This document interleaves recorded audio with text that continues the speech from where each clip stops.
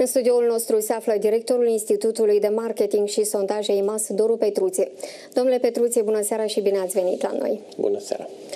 Ceea ce a stârnit cel mai mult curiozitatea noastră este că în Parlament am putea avea 5 partide, iar cel de-al 5-lea este al lui Renato Usatăi, nume care până nu de mult era practic necunoscut pentru moldoveni. Cum se face că acest partid a crescut atât de brusc și atât de mult?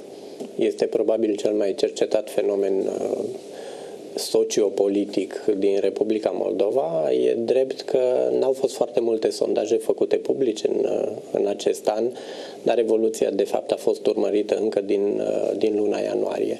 Avem o persoană, o personalitate politică și un partid care în decurs de 6-8 luni de zile a reușit să urce, de exemplu, gradul de notorietate, de cunoaștere de la sub 40% până aproape la 90%. S-a poziționat într-un anumit fel. Vrea, în primul rând, opțiunile de vot a unei populații nu foarte educate. E un segment care s-a desprins în primul rând din votanții PCRM-ului și care crede foarte mult în soluții miraculoase și că acest personaj va reuși să rezolve într-un mod miraculos probleme care alții nu le-au putut rezolva pentru 4-5 ani de zile. Din păcate, acest segment de electorat nu se gândește foarte bine ce va urma după prezența în Parlament a unei asemenea persoane și a unui asemenea partid.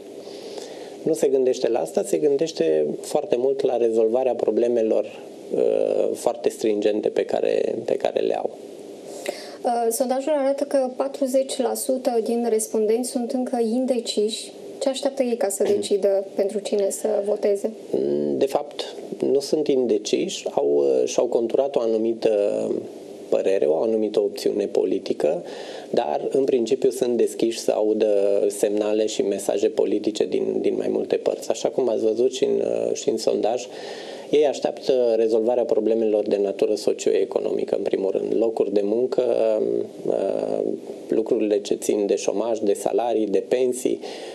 Este și tema corupției acolo, dar în primul rând ei sunt foarte dispuși să asculte soluțiile legate de problemele care țin de masa din bucătărie. Ce punem pe masa din bucătărie? Asta e foarte, foarte important pentru un segment mare de populație. Către ce fel de candidați ar putea să meargă voturile acestui segment de electorat? Am văzut în ultimele 3 luni de zile migrații semnificative, practic la fiecare 2-3 săptămâni sunt cifre pe care le avem la îndemână și vedem scade ponderea indecișilor pe măsură ce ne apropiem de alegeri, dar e drept că o parte însemnată își amână decizia de vot pentru ultimele săptămâni. Am văzut chiar 10% că și-o amână pentru ziua votului. Suntem pe o situație volatilă, mai volatilă decât aveam în 2009-2010, o instabilitate destul de mare a votanților.